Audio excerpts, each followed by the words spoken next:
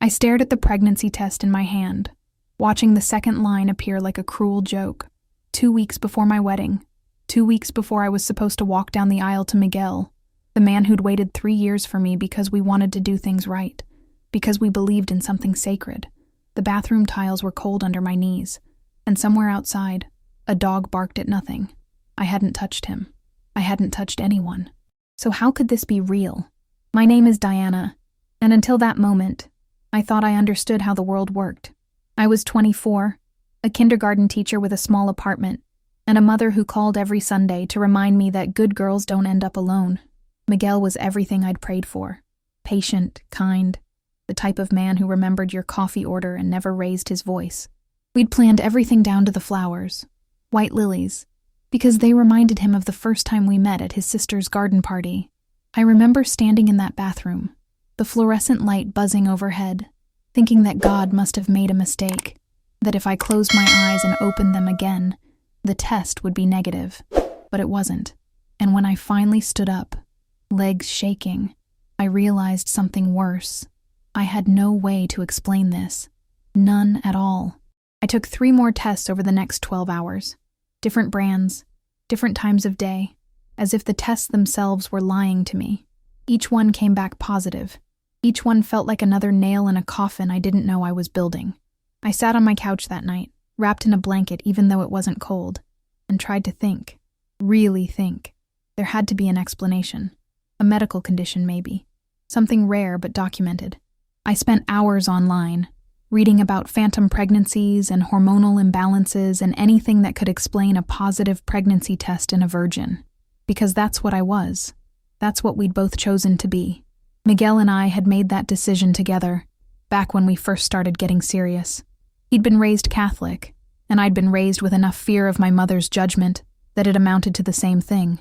We'd kissed, sure. We'd held each other, and felt the pull of wanting more. But we'd stopped. Every single time, we'd stopped. Because we wanted our wedding night to mean something. Because we believed waiting made it sacred. Now that waiting felt like a punishment I hadn't earned. The next 3 days were a blur of panic and silence. I didn't tell Miguel. How could I? Every time I tried to form the words, they died in my throat. Instead, I went to my mother's house, test in hand, hoping for comfort, for reason, for her to tell me this was some medical anomaly, that these things happened. She lived in the same house where I'd grown up, a tidy bungalow with rose bushes she pruned every Saturday and a doormat that said, "Bless this home." I'd always felt safe there, until that day. She stood in her kitchen, hands gripping the counter, and listened, really listened. I showed her the tests, all 4 of them lined up like evidence in a trial I was already losing. I explained everything, the waiting, the commitment, the impossibility of what was happening. Her face stayed blank the whole time, a mask I couldn't read. Then she looked at me with eyes I'd never seen before, cold, distant, like I was a stranger who'd broken into her home. "You're lying," she said simply. "Mom, I swear, don't." Her voice was sharp. "Don't stand there and lie to my face. You've been with someone. You got careless. And now you want me to help you cover it up before the wedding? I haven't been with anyone." My voice cracked. "I don't understand this either, but you have to believe me. Get out." The words hit like a slap. I stood there, frozen, waiting for her to take it back. But she just turned away, started washing dishes that were already clean. The water ran loud in the silence between us, and I noticed how her shoulders were set, rigid and unforgiving. This was the woman who'd read me bedtime stories and braided my hair for school pictures. This was the woman who taught me that family meant unconditional love. But there were conditions after all, I realized. There had always been conditions. I left without another word, drove home with tears blurring my vision so badly I had to pull over twice. A man at a gas station asked if I needed help, and I shook my head because what help was there for this? What could anyone possibly do? I thought Miguel would be different. I thought love meant trust. That night, I sat him down in his car outside my apartment because I couldn't bear to do it inside, where the walls would remember. The streetlight above us flickered, casting shadows across his face. He'd brought me flowers earlier, daisies because I'd mentioned once that they reminded me of summer. They sat in the back seat now, wrapped in cellophane that crinkled every time the car shifted. "I need to tell you something," I started. My hands were shaking. and I need you to listen to the whole thing before you say anything." He nodded, but I could see the worry already creeping into his eyes. Miguel had always been good at reading me, at sensing when something was wrong before I said it. It was one of the things I loved about him, that attention, that care. Now it felt like a liability. "I'm pregnant." The silence that followed felt like drowning. He stared at me, then at his hands on the steering wheel, then back at me. I watched him process it, watched confusion turn to disbelief, turn to something darker. "But we haven't—" His voice trailed off. "I know. So, who—" He stopped himself, jaw tightening. "Diana, what are you telling me?" "I don't know what I'm telling you. I don't know how this happened. I haven't been with anyone, Miguel. Not you, not anyone." He laughed, but it wasn't a happy sound. It was bitter and broken, and full of pain. "You're asking me to believe in an immaculate conception? I'm asking you to believe me." But he didn't. I watched something die in his eyes right there in that car. Watched love turn to doubt, turn to anger. He gripped the steering wheel so hard his knuckles went white. A car passed by with music thumping, bass so loud I felt it in my chest. And then we were alone again in that awful silence. "I waited for you," he said finally, voice low. 3 years, Diana. 3 years I respected your choice, our choice, because I thought it mattered. Because I thought you were someone I could trust. You can trust me, then explain it." His voice rose, sharp enough to make me flinch. "Explain how you're pregnant if you haven't been with anyone." "Because I'm trying. I'm really trying to understand. But it doesn't make sense." "I know it doesn't. Don't you think I know that? Don't you think I've been going insane trying to figure it out?" He told me he needed time to think. He drove away, and I sat on the curb outside my apartment until the cold seeped into my bones. Above me, someone's TV played too loud, canned laughter spilling into the night. I sat there until a neighbor came out to walk their dog, gave me a concerned look, but didn't stop. I sat there until I couldn't feel my feet anymore, and then I went inside and lay on my bed fully clothed, staring at the ceiling until dawn. The wedding was supposed to be in 12 days. We'd sent invitations 3 months ago, elegant cream cardstock with gold lettering. The venue was booked, the caterer hired, the dress hanging in my closet like a ghost of the future I'd imagined.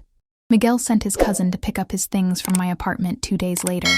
I watched from the window as he carried out boxes, clothes, books, the coffee maker we'd bought together because we'd planned to live together after the wedding. His cousin wouldn't look at me, just loaded everything into his truck and drove away. My mother stopped answering my calls. I'd try every morning, listen to the phone ring and ring until voicemail picked up. I never left messages. What would I say? That I was sorry for being pregnant? That I was sorry for telling the truth? At work, I smiled at 5-year-olds and taught them their ABCs while my world collapsed in slow motion. I'd read them stories about princesses who got their happy endings, and I'd think about how I'd believed in those endings too, how naive I'd been. During nap time, I'd sit at my desk and stare at nothing, feeling the nausea of early pregnancy mix with the nausea of grief until I couldn't tell them apart. At night, I lay awake trying to remember, trying to find some gap in my memory where this could have happened, but there was nothing. Just blank, ordinary days strung together like beads on a chain. I started keeping a journal, writing down everywhere I'd been, everyone I'd seen, searching for patterns or clues or anything that made sense. The entries were desperate, manic. Tuesday, grocery store, school, home. Wednesday, school, gym, dinner with Laura. Thursday, school, dentist, home. I started going over everything obsessively. Every place I'd been, every person I'd seen. Grocery store, school, my friend Laura's birthday dinner, the dentist. I sat up in bed, heart pounding. 3 months ago, I'd had a tooth removed. Wisdom tooth, impacted, needed sedation. My Uncle Julio had done it. Uncle Julio, my mother's younger brother, the successful dentist with the practice downtown. He'd offered to do it for free, said it was family, said he'd take good care of me. The procedure had taken longer than expected. He'd told me the tooth was more complicated than the x-rays showed. I remembered going under, remembered the chemical smell of the mask, remembered waking up groggy and confused. He'd driven me home himself, helped me to my door, said he'd given me extra sedation to manage the pain. I'd slept for 16 hours after that, Woke up with bruises on my arms I assumed were from the IV. Woke up feeling strange, disconnected, like I'd lost time in a way that went beyond normal post-anesthesia confusion. I'd mentioned it to my mother, and she'd said that was normal, that dental procedures could take a lot out of you. Uncle Julio had called the next day to check on me, asked if I felt okay, if I remembered anything unusual about the procedure. At the time, I'd thought it was considerate. Now, the memory made my skin crawl. No, it couldn't be. This was Uncle Julio, the man who gave me birthday money every year, who'd taught me to ride a bike when I was 7, who'd paid for my mother's new roof when she couldn't afford it, the man my mother called a saint for taking care of our whole family. He'd been married for 20 years to a quiet woman named Patricia, who made amazing tamales and never spoke above a whisper. They had 2 teenage sons who played football. They were normal. He was normal. But something cold was settling in my chest. Something that felt like truth even though I didn't want it to be. I got out of bed, legs shaky, and found my laptop. Started searching. Sedation dentistry. Anesthesia awareness. Cases of abuse under sedation. The internet is full of horrors if you know where to look. I found articles about medical professionals who'd abused their positions, used sedation as a weapon, violated patients who trusted them. I found forums where women talked about experiences they couldn't quite remember but couldn't quite forget either. Gaps in time. Confusion. Physical evidence of something wrong but no memory of how it happened. One woman wrote, "I woke up from my dental surgery feeling violated but couldn't explain why. My clothes were on. The procedure was over but something felt wrong. It took me months to trust that feeling, to believe my own body over what everyone told me was normal." Another, "The bruises were in strange places, not where the IV had been, but on my thighs, my hips. When I asked, they said sometimes you shift during sedation, that you can bruise yourself moving around. But I've had surgery before. It never felt like this. I read until my eyes burned, until the sun came up and I had to get ready for work. But I couldn't stop thinking about it. Couldn't stop the horrible certainty that was building in my chest. I called in sick that day. Then I started digging deeper into my uncle's history. Public records, news articles, anything I could find. And there, buried deep in local archives, I found it. A news story from 2 years ago about a complaint filed against a dentist for inappropriate conduct during sedation. The case had been dismissed due to lack of evidence, the article said. The patient had been unable to prove anything had happened, had only vague memories, and a feeling that something was wrong.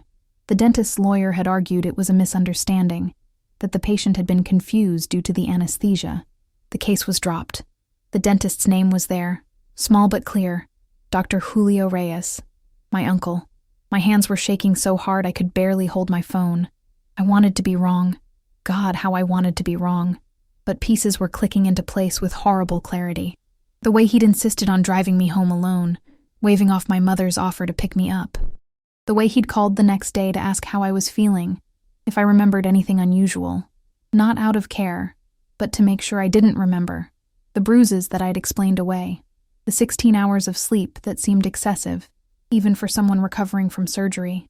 The strange, violated feeling I'd had when I woke up that I'd pushed down because it didn't make sense. Because this was family. Because monsters weren't supposed to look like uncles who taught you to ride bikes. I made myself get out of bed. Made myself shower, dress, pretend to be human even though I felt like something hollowed out and replaced with rage. Then I went to the police station downtown. A squat brick building that smelled like coffee and floor cleaner and desperation. The officer at the desk looked bored, filling out paperwork with the mechanical efficiency of someone who'd done it 10,000 times. "I need to report a sexual assault," I said. That got her attention. She looked up, really looked at me, and something in my face must have convinced her this was serious. "Let me get someone for you." 20 minutes later, I was in a small room with Detective Sarah Morrison, a woman with tired eyes and gray in her hair who'd probably heard every terrible thing humans could do to each other. The room was small, with pale green walls and a table that wobbled. There was a camera in the corner, red light blinking. Everything about it felt official and cold and necessary. "Tell me everything," she said, pulling out a notepad. So I did. I told her about the pregnancy test, about Miguel leaving, about my mother not believing me. I told her about the tooth extraction, about waking up wrong, about the bruises and the lost time and the horrible feeling I couldn't explain. I told her about the article I'd found, about the dismissed complaint, about Uncle Julio asking if I remembered anything unusual. I told her all of it, my voice steady until it wasn't, until I was crying so hard I couldn't breathe, and Detective Morrison was pushing tissues across the table and telling me to take my time. When I finished, she was quiet for a moment. Then she leaned forward, hands folded on the table. "Diana, I believe you," she said finally. "But belief isn't evidence. We need proof. Are you willing to do a DNA test once the baby is born? What if I can't wait that long? What if he's doing this to other women right now?" Her expression hardened. "That's what I'm worried about too. Let me make some calls." Over the next week, Detective Morrison worked harder than anyone had worked for me in my entire life. She dug into my uncle's history with a thoroughness that made me realize how seriously she was taking this. She found 2 other complaints that had been quietly settled out of court. Women who'd been paid off to keep quiet, who'd signed non-disclosure agreements in exchange for money and the promise that it would never happen again. Detective Morrison convinced them to talk anyway, to break those agreements for the sake of other women who might be at risk. She found a nurse who'd worked for my uncle 3 years ago and had left his practice abruptly. The nurse was reluctant at first, scared of retaliation, scared of being sued for breaking her NDA. But Detective Morrison was patient, persistent. Finally, the nurse agreed to talk. She described the times she'd walked in on procedures and felt something was off. The way my uncle would lock the door during certain appointments with female patients, something he didn't do with male patients. The way he'd send her on long breaks during sedation procedures, tell her to go get lunch or run errands that could have waited. The way certain patients would wake up more confused than others, would complain about unusual soreness or bruising that didn't match the procedure they'd undergone. "I reported it to the office manager once," the nurse told Detective Morrison. "She said I was being paranoid. Said Dr. Reyes was a respected professional, and I was putting my job at risk making accusations like that. So I left. I found work somewhere else, but I've regretted it every day since, wondering if my silence let him hurt other people." Detective Morrison found medical records that showed he'd ordered sedatives in quantities that didn't match the number of procedures he performed. She found supply orders that were excessive, unexplained. She found a pattern of female patients between the ages of 18 and 35 who'd had procedures requiring sedation, many of whom had complained afterward about unusual symptoms or feelings they couldn't explain. When she started calling these women, several of them broke down crying. One said she'd gotten pregnant 6 months after a procedure and couldn't explain how, had blamed herself for a drunken night she couldn't remember clearly. She'd had an abortion and tried to forget about it. Now she wondered if she'd been remembering wrong all along. But Detective Morrison needed more. She needed something concrete to get a warrant, to make charges stick in a way that couldn't be dismissed or settled out of court. "We could try a controlled confrontation," she suggested one afternoon in her office. Coffee cup rings stained the desk, and outside, someone was yelling about a parking ticket. Get him to say something incriminating. Would you be willing to wear a wire?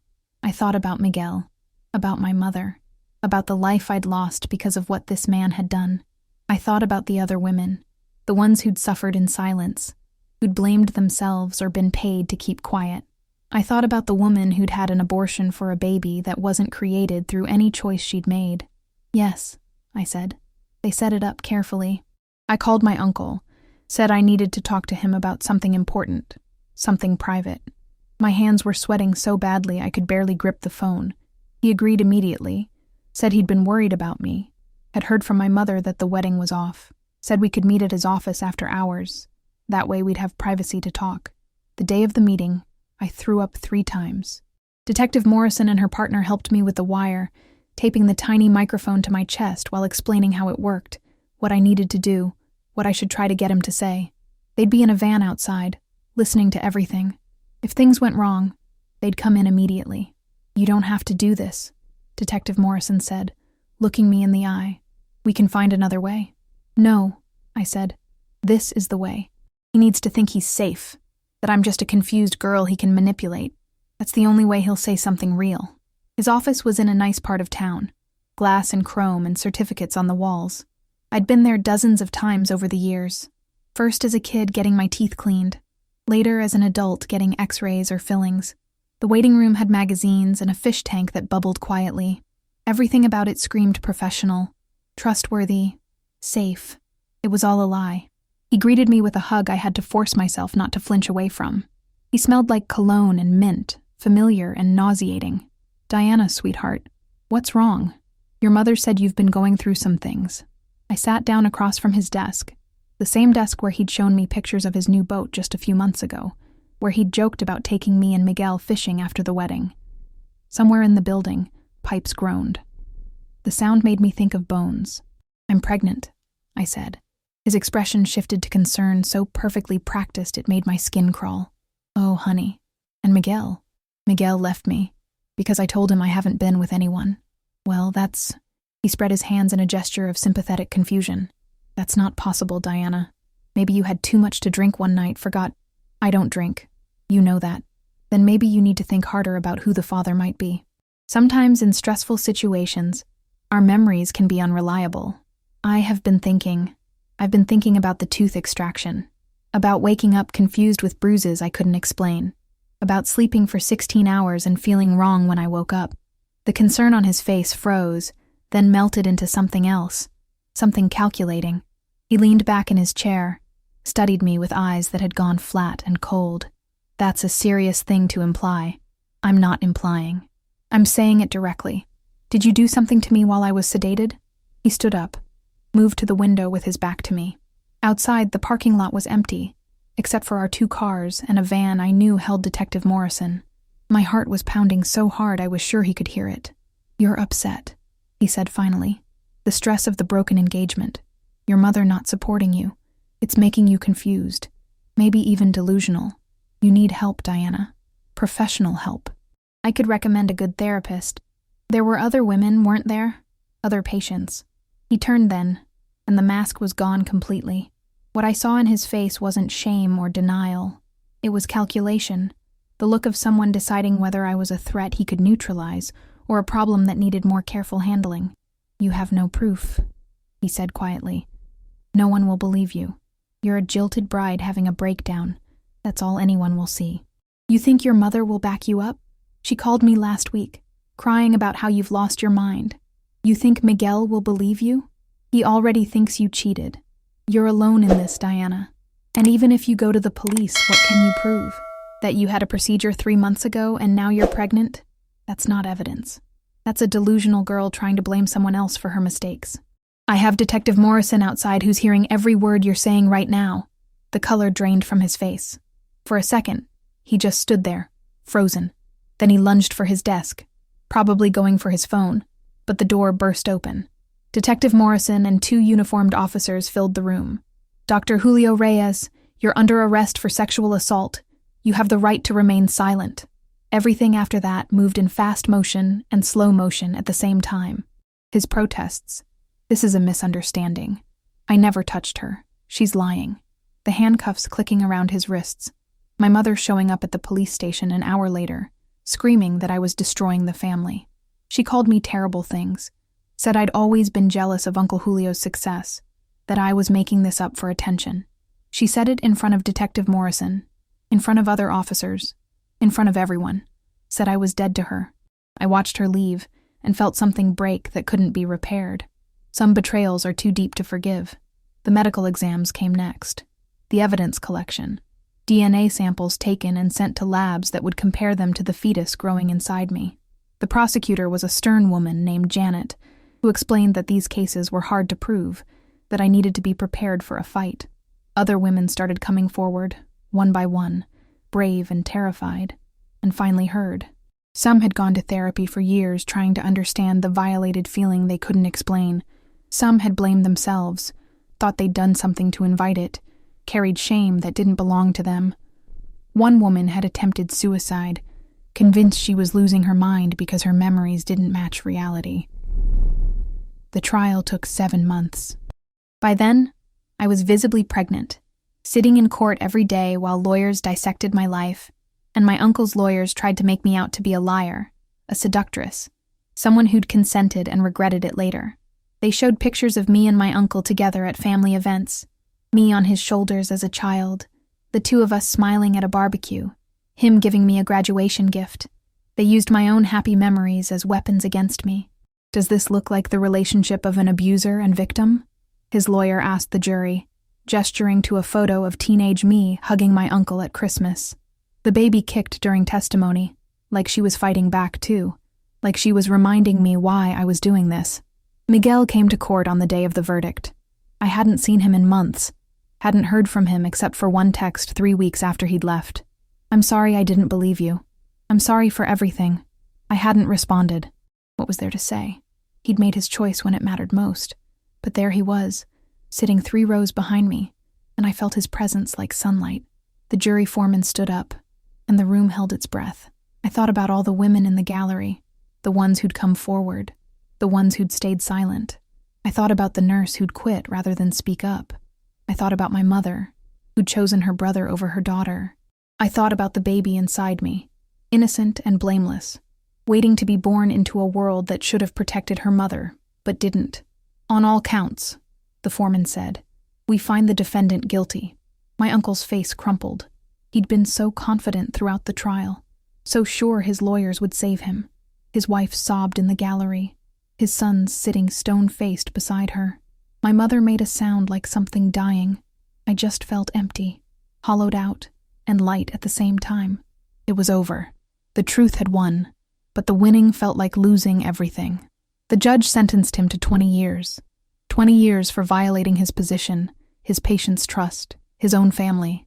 20 years that wouldn't give me back what he'd taken, but might prevent him from taking it from anyone else. Outside the courthouse, reporters swarmed. Detective Morrison guided me through them, her hand on my back, protective. I didn't answer their questions. What would I say? That justice feels different than you think it will? That winning still hurts? Miguel found me sitting on a bench away from the crowd, watching pigeons fight over crumbs someone had scattered. He stood a few feet away, not presuming, waiting to be acknowledged. "I'm sorry," he said. I looked up at him. He'd lost weight. There were circles under his eyes that hadn't been there before. He looked older, worn down by guilt or regret, or whatever he'd been carrying these past months. For what? For not believing you. For leaving when you needed me most. For being a coward when you needed me to be brave. For letting you face all of this alone. You thought I'd cheated. That's reasonable. No, it's not. I should have known you better than that. I should have trusted that if you said you didn't know what happened, then you didn't know. Instead, I ran. I protected myself instead of you, and I've had to live with that every day since. He sat down beside me, careful to keep space between us. A car passed by with music thumping, bass so loud I felt it in my chest. And then we were alone again, with the pigeons and the afternoon sun. "I've been following the trial," he continued. "Every day. I know what he did to you, to all those women. I know that when you needed someone to believe in you, I failed you completely, and I don't expect you to forgive me for that. I wouldn't forgive me. I'm keeping the baby," I said. "I know it's his, biologically, but she's also mine, and she didn't ask for any of this.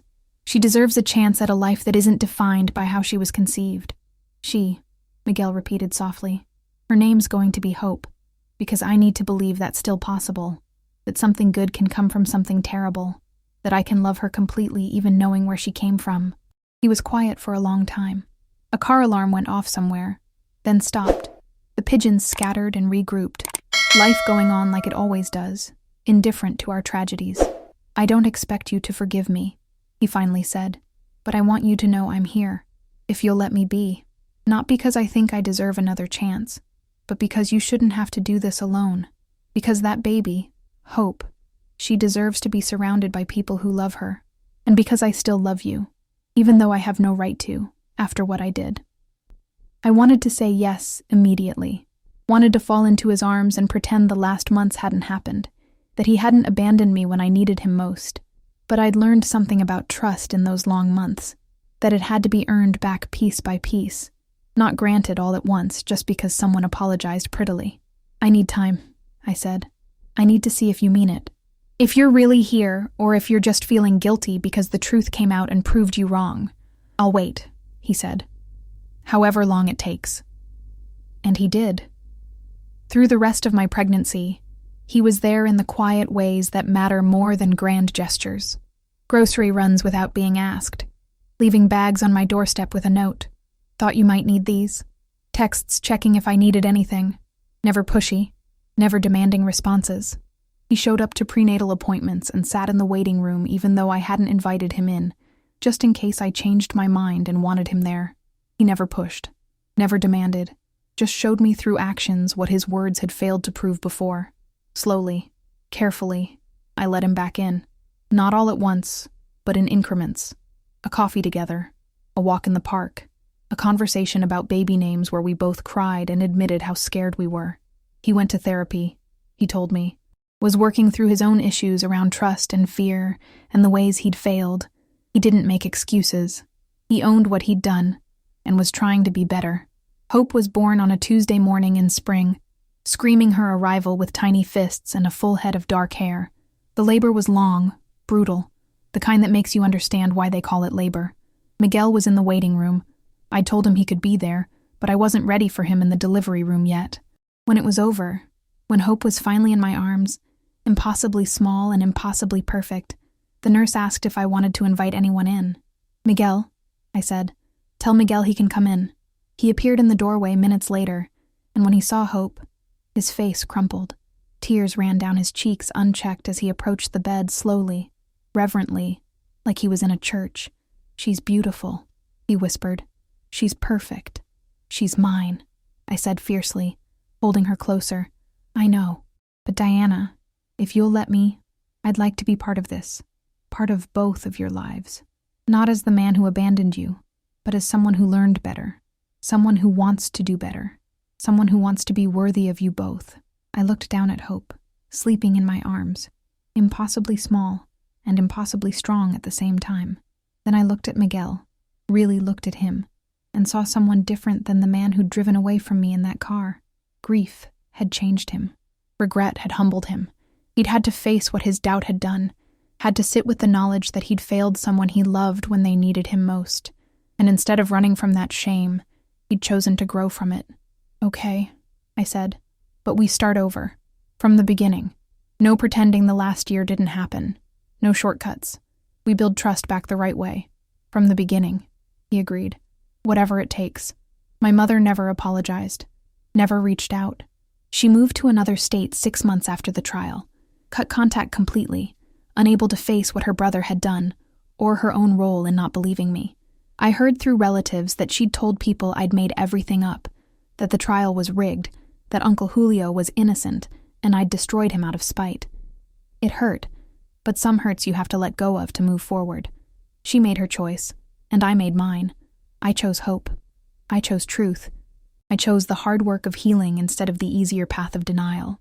Miguel and I got married 2 years later in a small ceremony with just close friends and the women from the support group we'd formed. Hope was the flower girl, throwing petals with more enthusiasm than accuracy. Her white dress already grass-stained by the time we got to the vows. We exchanged rings under an oak tree in a public park. Nothing fancy, nothing expensive. Just us and the people who mattered, the ones who'd shown up when it counted. Miguel adopted Hope legally a month after the wedding, changed her last name to his, made her his in every way that mattered. She calls him Papa, has no memory of him ever being anything other than her father. We've kept records of everything. The trial documents, the DNA evidence, articles about the case, locked in a safe deposit box. When she's older, if she asks, we'll tell her the truth in age-appropriate ways. But for now, she's just a kid who loves soccer and hates broccoli, and thinks her parents are embarrassing, but also the best. The other women my uncle hurt. We formed a support group that still meets monthly 3 years later. 8 of us, sitting in a circle in a community center conference room, drinking bad coffee and sharing our stories and our healing. Some had children from the assaults. Some had abortions. Some were still figuring out what they needed. But we had each other, and that counted for something. That counted for everything. One woman, Sarah, had been assaulted 5 years before me. She'd kept it secret all that time, convinced no one would believe her. When she finally came forward during the trial, her husband left her. Said he couldn't handle being married to someone who'd been through that, like her trauma was a burden he couldn't carry. She showed up to group meetings with dark circles under her eyes and a determination that reminded me of steel. Now she's remarried to a man who came to one of our group meetings to better understand what she'd been through. He sits in the parking lot during our meetings, waiting, supportive, patient. That's what love looks like, I learned. It looks like showing up. It looks like doing the work to understand. Detective Morrison stayed in touch. She sent Hope birthday cards every year with $20 inside and a note that said, "For ice cream." She went on to specialize in cases like ours, became an advocate for better oversight of sedation practices, stricter requirements for medical privacy and patient safety. She pushed for legislation that would mandate cameras in procedure rooms where sedation was used, require 2 medical professionals to be present at all times, establish better reporting systems for patients who felt something was wrong. "Because of you," she wrote in a card on Hope's 3rd birthday, "we changed the laws in this state. 11 other states have adopted similar measures. You'll never know how many people you helped save by being brave enough to speak up when everyone told you to be quiet." I kept that card. On hard days, when the memories got too heavy, I'd take it out and read it. Remind myself that speaking truth, even when it cost me everything, had been worth it. I went back to teaching after Hope was born. Those kindergartners with their scraped knees and missing teeth and absolute faith that the world would catch them if they fell, they reminded me what innocence looked like, what needed protecting. I was fiercer than before, more watchful. I educated myself on signs of abuse, became the teacher who noticed when a child flinched at raised voices, or wore long sleeves in summer, or had bruises in strange places. I'd learned that monsters don't always look like monsters. Sometimes they wear white coats and call you sweetheart. Sometimes they're uncles who teach you to ride bikes. Sometimes they're the people everyone else trusts most. But I also learned that broken things can be mended if you're willing to do the work. That trust can be rebuilt, slowly, carefully, like learning to walk again after an injury. That some people will fail you in ways that can't be forgiven, but others will show up in ways you never expected. That grace is possible even when justice is hard won, and the scars never fully fade. Miguel coaches Hope's soccer team now. She's 7, all skinny legs and fierce determination, arguing with refs twice her size and coming home muddy and triumphant. She has his stubbornness and my sensitivity, a combination that means she feels everything deeply, but refuses to back down from anything. She defends smaller kids on the playground and brings home stray caterpillars to save them. She's everything good that can come from something terrible, proof that we don't have to be defined by our worst moments or our origins. She doesn't know the circumstances of her conception yet. That's a conversation for when she's older, if we decide she needs to know. We've talked to therapists about how to handle it, when and how to tell her. For now, she just knows she's loved, that her dad helps her with homework, and her mom makes terrible pancakes that are somehow always burnt on one side and raw on the other. She has friends and sleepovers, and a dog named Biscuit who sleeps at the foot of her bed and steals her socks. She has a normal childhood, the kind I wanted to give her from the moment I decided to keep her. Sometimes Hope asks why she doesn't have a grandmother on my side like her friends do, why there are no pictures of my mother in our house, why we never visit her. I tell her that families come in all shapes, that sometimes the people who love you best aren't the ones you're related to by blood, that her grandmother made choices that meant she couldn't be part of our lives, but that didn't mean Hope was missing anything important. We have family, I tell her. We have Detective Morrison, who she calls Aunt Sarah. Oh, we have the women from the support group, who spoil her with presents and show her what strength looks like. We have Miguel's family, his mother and sisters who welcomed us without judgment, who treated Hope like she'd always been one of theirs. Hope seems satisfied with these answers. Kids are resilient like that. They accept the family you build for them as long as it's filled with love and honesty and consistency. I still have hard days. Days when I remember waking up confused in my uncle's office, when I wonder what else I don't remember, when the violation of it all crashes over me like a wave. Days when I see a dentist's office and my chest tightens, when the smell of antiseptic makes me nauseous, when I have to remind myself that I'm safe now, that he can't hurt me anymore. On those days, Miguel takes Hope to the park so I can fall apart in peace. Then he comes home and doesn't ask me to explain or to be better than I am, just holds me until I'm ready to be held together again. That's love too, knowing when to give space and when to eliminate it completely, knowing that healing isn't linear, that trauma doesn't have an expiration date, that some days you'll be fine and some days you'll be shattered, and both of those things are okay. We go to therapy, both individually and together. Miguel and I learned that we can't build a healthy relationship on the foundation of guilt and forgiveness alone. We had to learn how to communicate, how to fight fair, how to support each other through triggers and hard days. We had to learn that love isn't just a feeling. It's a choice you make every single day, especially on the days when it's difficult. There's a photo on our mantle from Hope's first birthday. Me and Miguel and Hope with frosting smeared across her face, all of us grinning at the camera like we'd won something. In a way, we had. We'd won the right to be happy after everything tried to take that away. We'd won the choice to be family, not through biology or obligation, but through daily, deliberate choosing. Next to it is a photo from our wedding day. Miguel and I under the oak tree, Hope between us. All of us laughing because she'd just announced loudly that she needed to pee right in the middle of the ceremony. It's not a perfect photo. Hope's dress is dirty, my makeup is smudged from crying, Miguel's tie is crooked. But it's real. It's us. And that's worth more than perfect ever could be. My uncle died in prison 3 years into his sentence. Heart attack, sudden and unexpected. His wife called to tell me, her voice flat and emotionless.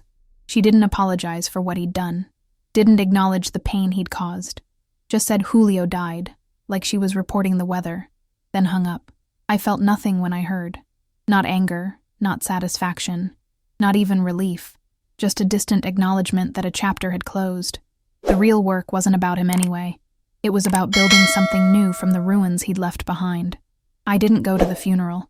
Neither did any of the other women. We had our own memorial, our support group sitting in a circle, acknowledging what had happened to us, but refusing to let it define us. We talked about survival and strength and the futures we were building. We talked about our children, our careers, our relationships. We talked about who we were becoming, not who we'd been forced to be in those terrible moments under sedation. One woman, Jessica, said something that stuck with me. He took something from us that we can never get back. But every day we choose to keep living, keep loving, keep building lives that matter. That's us taking something back from him. That's us refusing to let him have the last word. She was right. The final word wasn't his. It was ours.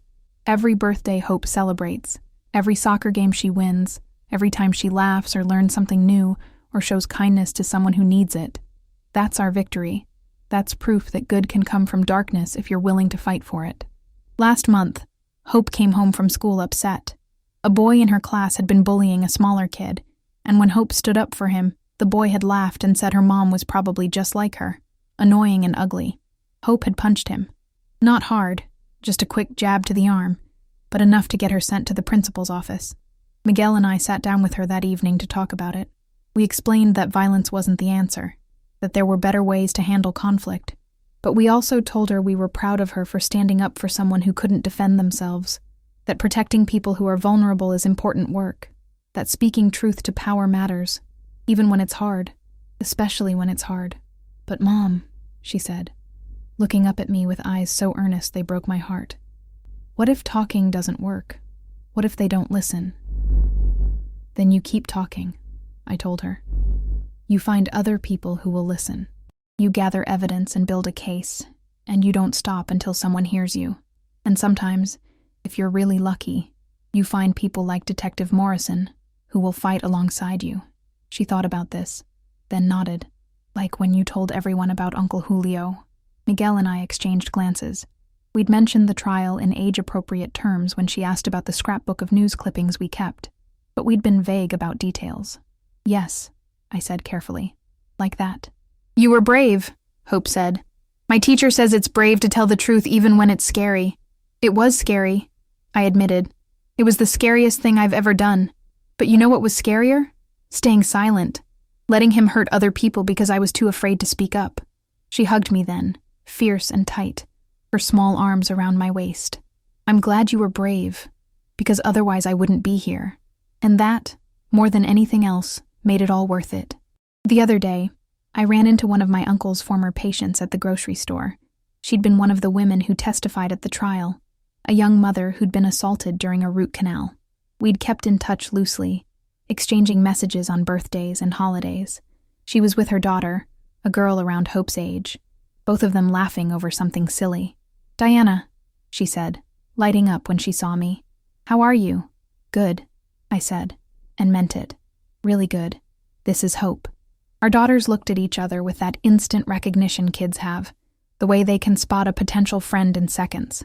Within minutes, they were chattering about their favorite shows and planning an elaborate game that made sense only to them. They'd get along well, the woman said, watching them. We should set up a play date. I'd like that. As we exchanged numbers, she said quietly, "Thank you for being brave first, for making it possible for the rest of us to come forward. My daughter wouldn't be laughing like this if you hadn't spoken up. I'd still be carrying that shame, thinking I was crazy or making it up. You were brave too," I told her. "All of you were. We did it together. Still, you went first. That's the hardest part." I watched Hope and her daughter, already best friends after 5 minutes, making plans and promises the way only children can. And I thought about how life has a way of bringing beauty from ashes if you let it. How the worst thing that ever happened to me led to hope, led to Miguel finding his way back to me, led to laws changing and women healing, and friendships forming in the spaces where shame used to live. If this story taught me anything, it's that the worst things can lead to unexpected grace if you're brave enough to keep walking forward.